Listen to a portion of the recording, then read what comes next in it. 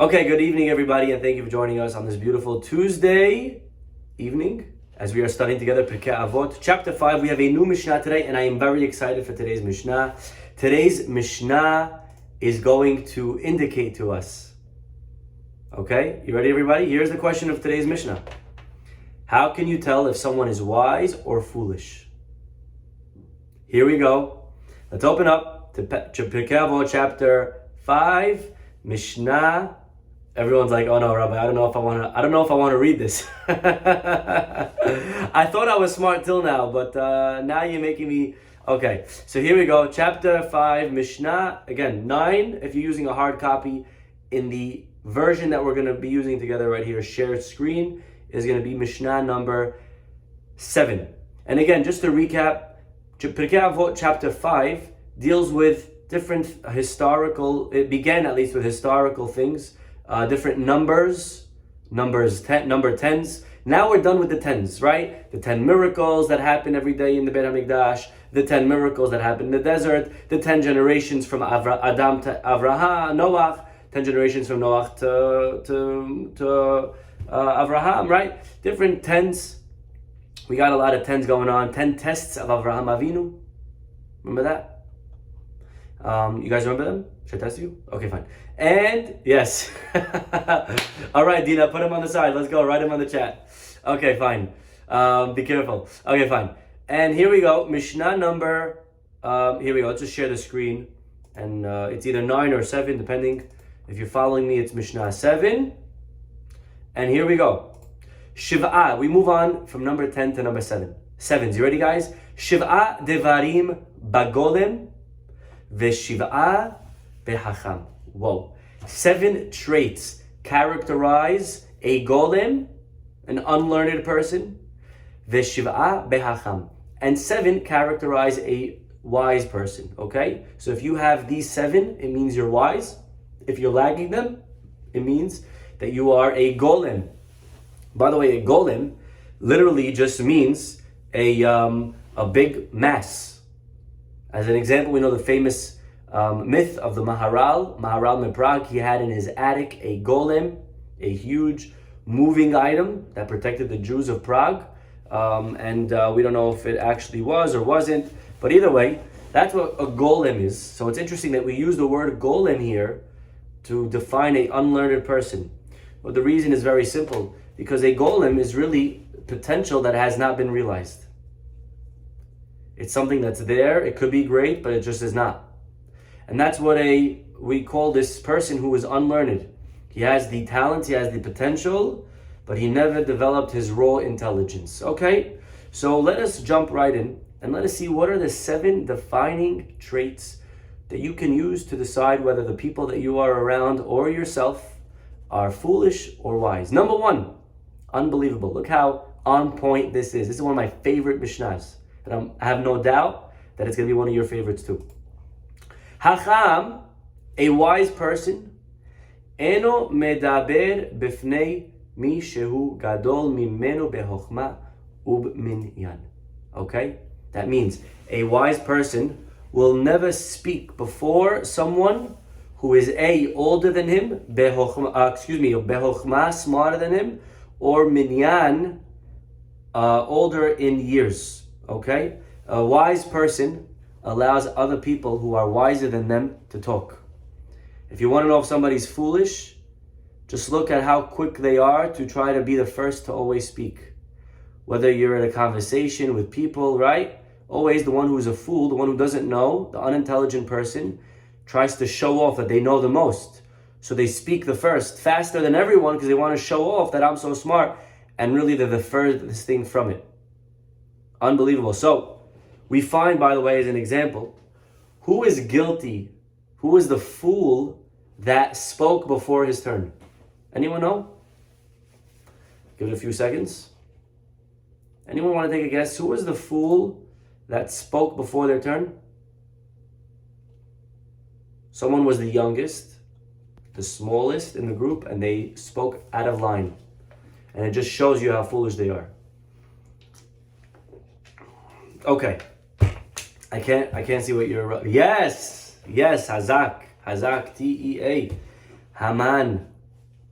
I'm sorry to take you back to Purim. I know we're all excited for the summer, but I just come back with me for out of season for 1 minute to the story of Purim. Remember, Achashverosh was married to Vashti. He commands that she appear in the party that he made, not modest, let's just say it like that. And obviously Vashti declines, and Achashverosh is drunk, and he's wasted, and he is upset, and he's livid. How dare you tell me no? And he asks the people of the court what to do. And he had a court of 7 men. This is right in the beginning. Right in the beginning it says, Karshena shetar admata tashish meres marsena memuchan shiv'at. These are 7 sare paras umadai. These are the 7 officers of Persia. Okay, they were Persian. They were very nice. Okay, they were Persian people. 7 leaders, officers of Persia, and they had access to the king. So the king asks them, the king asks them, what are we going to do? What should I do? Kedat ma la'asot b'malka Vashti. What should we do with Vashti, the queen? Who speaks first? Vayomer memuchan. Says memuchan. He speaks before everybody. And that is, again, just revealing how foolish, how unintelligent he was. He spoke out of line. There's 6 officers higher than you. Wait your turn. But Haman, he jumped the gun, and our rabbis tell us Memuchan is Haman. And so he is guilty of someone who didn't allow other people to speak. Again, by the way, this is a theme we're going to repeat with every single one of the 7. So just get used to this, okay? The bottom line is that a person that is wise has a strong self-esteem. And a fool lacks self-esteem. Rabbi Twersky wrote 30 books. A person once asked him, why do you write 30 books? He said, I didn't. I wrote one book 30 times, basically. Every theme of his books is low self-esteem. That's all it's about. Everything in life can be almost, and I say almost, narrowed down to a strong self-esteem or a poor self-esteem. That's it. Every problem that a person has in any area of life, if you fix self-esteem, you could probably fix that problem. And the fool, the unintelligent person, is of course lacking in self-esteem, but of course he doesn't want to show that he doesn't have, he doesn't want to show that he's a fool, so he has to prove himself. He has to prove himself to everyone else. He's got to prove himself to himself. So he's got to show as if he's smart. So he don't have time to wait for someone else to speak up. He wants to speak first on topics that he don't know nothing maybe. But he's going to speak and show, look, I know. And he's going to speak right away to show and to try to give himself a boost in his ego, which obviously is not going to be there because he doesn't have, he's just not wise. Okay, you can't fill a hole with air. Okay, so that is again going to be the theme we're going to come back to again and again and again. So if you're in a group of friends, a group of people, and someone says something, and there's people there that are older than you, let them answer first. That's a sign of wisdom. Okay? By the way,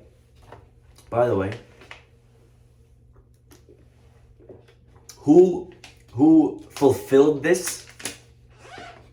Who fulfilled it? Haman didn't do it. Who did do it? Okay?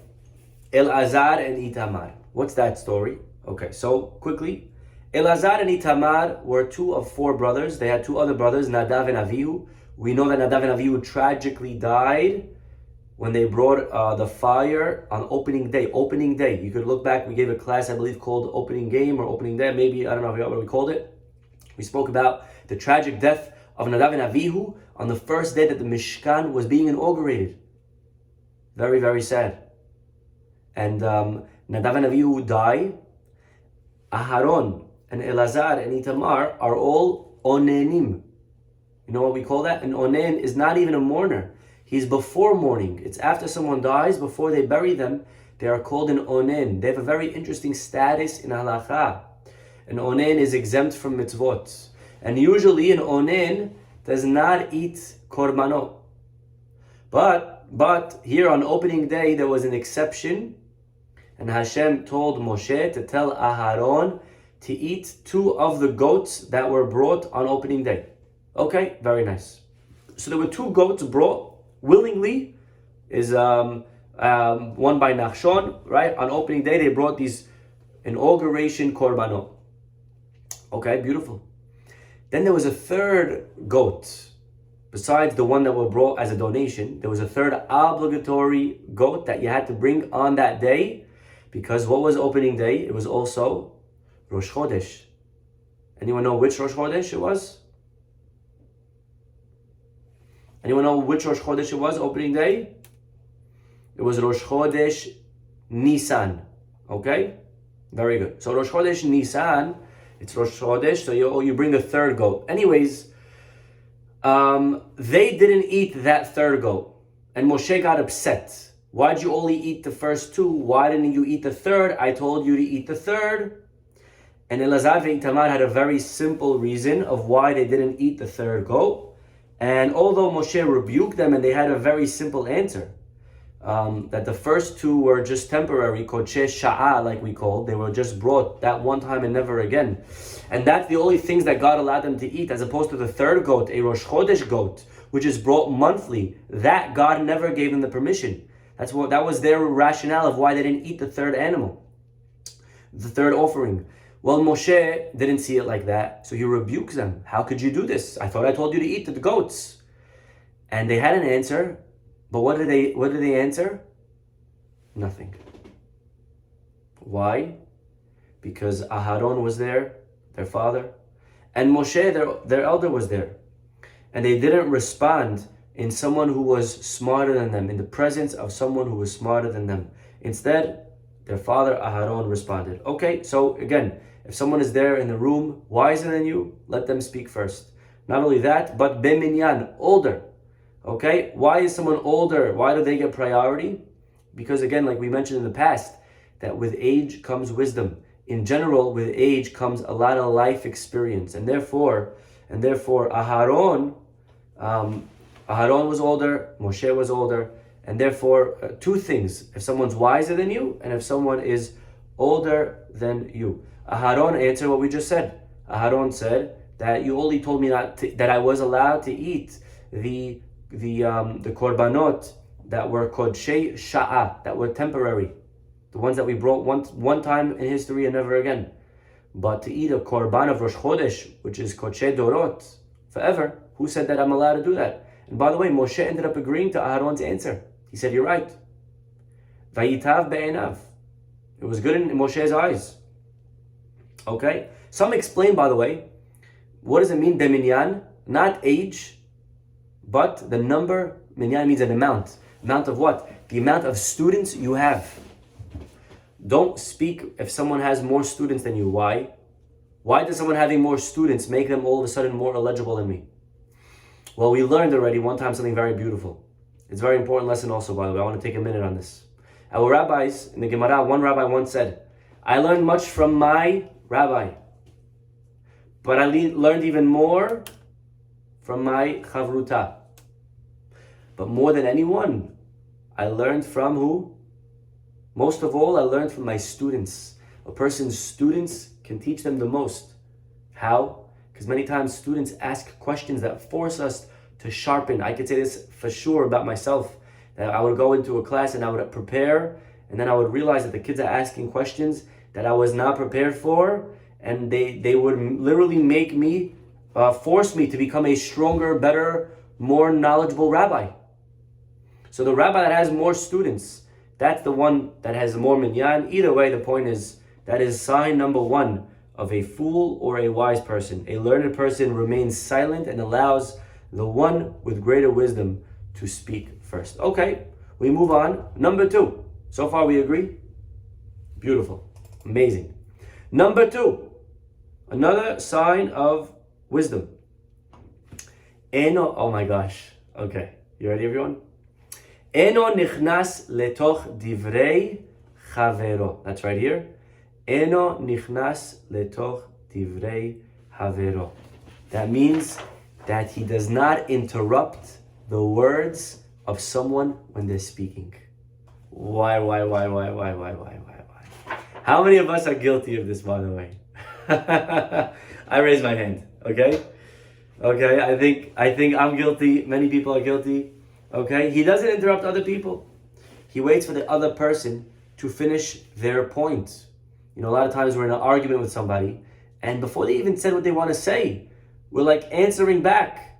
Whoa, hello, 1 second. You don't even know what they want to say. But again, this is a sign of a foolish person. I know where you're going with this. I don't have to see you finish your point. I already know what you're going to say. Again, this all just comes back again. Someone with a low self-esteem, they have to show and prove a point that I'm very smart. And therefore, part of that is also showing the world and you and whoever in the table, around the class, on the chat, that I even know what you're about to say. I know the future. I know what you're thinking already. You just have to start the sentence and I can finish it. And therefore, that is what a foolish person does. They don't wait for the other person to give their entire argument.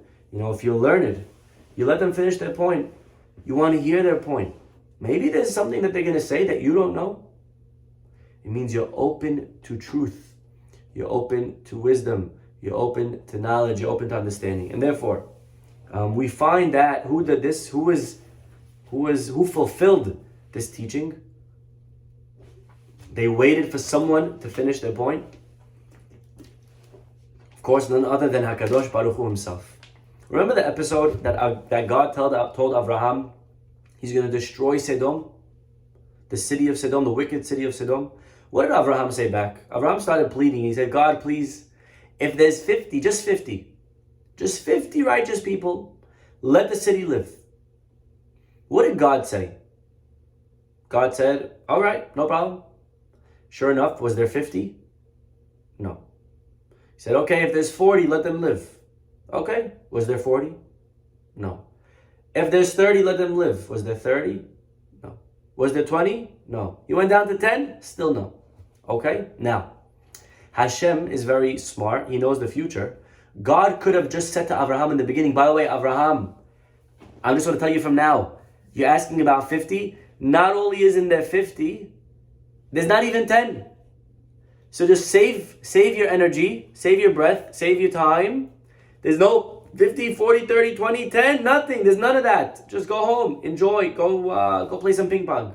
That's what God said to Abraham. But Hashem did not want to interrupt Abraham. He let him finish what he had to say, even though he knew exactly what he wanted to say.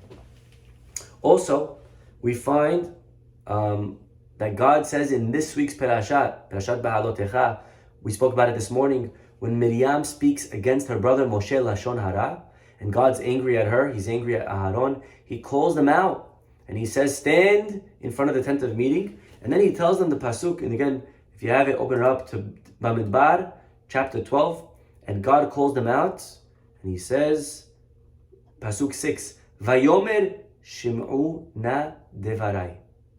Hear what I'm about to tell you. And God's hinting to them, don't interrupt me. Let me finish my sentence. By the way, this is good advice in general, how to handle someone who's upset. Someone's upset to you. They're coming to you with a problem, and they start complaining. Now you know exactly what they're going to complain about. You know exactly where they're going, because guess what? It happens to be, they complained about this 7,500 times before. You know exactly the drill, you know where, you know the story. Happened before, been there, done that. But guess what? Guess what? Good advice is to listen. And let them vent, because they don't want answers, they don't want your advice, they already know what to do. Sometimes we just want to vent. Sometimes we just want to cry. Sometimes we just want to let it out. And it's okay to let it out. It's okay to let it go. You can have a hard day. There can be things going on in your day. You had something going on. It's a tough day. It's a tough week. Things, didn't go the way you liked it. It's just stressful. And this week was just a lot going on. And I just can't wait for the summer. And I want the kids to get out of my hair and to go to camp already. Yalla, go, And, we just want to kvetch. We want to complain. We want to let it out.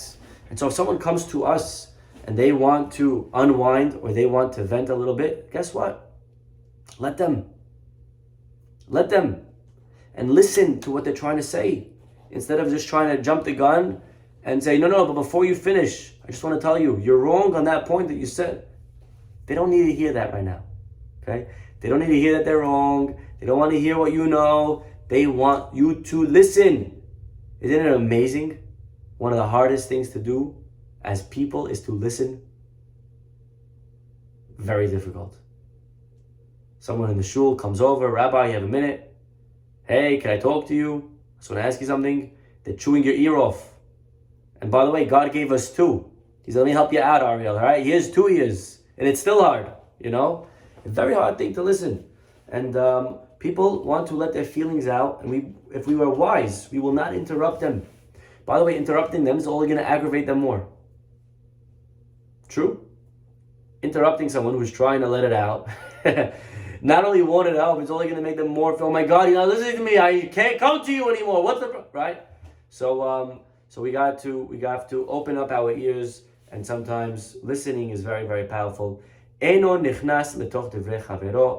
Don't butt in to someone's sentence. Let them finish.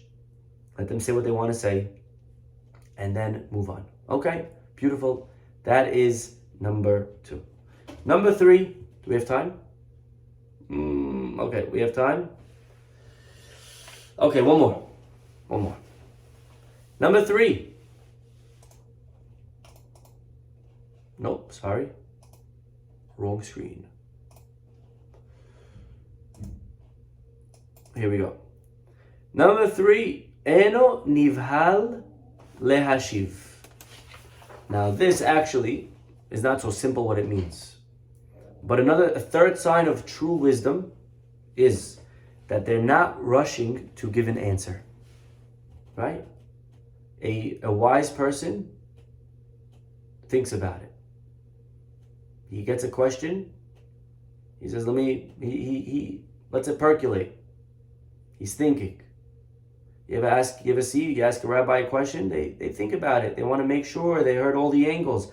They're not rushing to answer right away. Okay? Now, again, because person asks you a question and you think right away this is the answer, but 1 second, did you think about that side?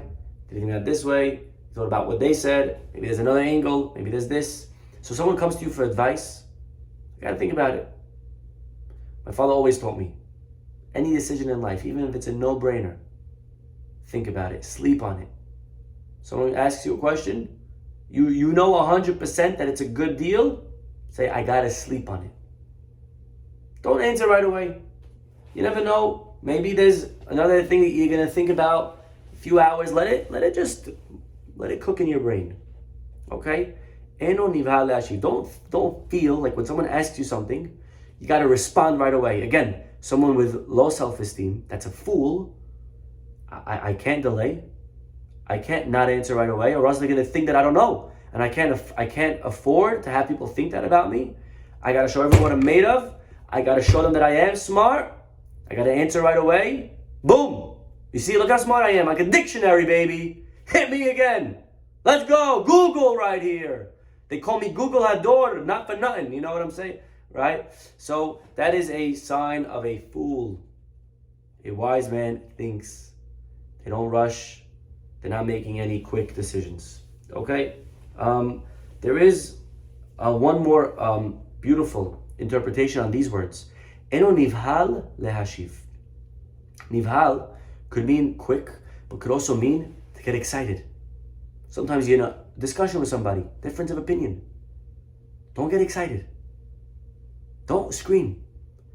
You don't have to start, right? Relax. Discuss it. Talk about the points. No, Rabbi, I got very passionate, and I have to, and I gotta let them know, and I gotta yell. You don't have to yell. Usually, by the way, you want to know a good rule? The person that's yelling in the conversation is usually the wrong one. Eno nivhal le'ajiv. Don't get excited. Don't get agitated when you're discussing something, right? When you respond in a nice way, in a normal way. Even if you have to be critical, do it in a non-critical fashion. Tell them, listen, you did this. Not, attacking this, that. It doesn't come out well. It's not gonna be good for anybody. Okay? And therefore, eno nivhal le'ashiv. So these are, again, so far we just did 3. How on point, each one. Amazing. Okay, let's just quickly recap and we'll call it a day. Signs if you are near a fool or not. Number one, a foolish person will speak before his turn. He'll try to speak before other people. A wise man knows to wait and let others speak that are wiser than them. Number two, he will not interrupt you when you're speaking.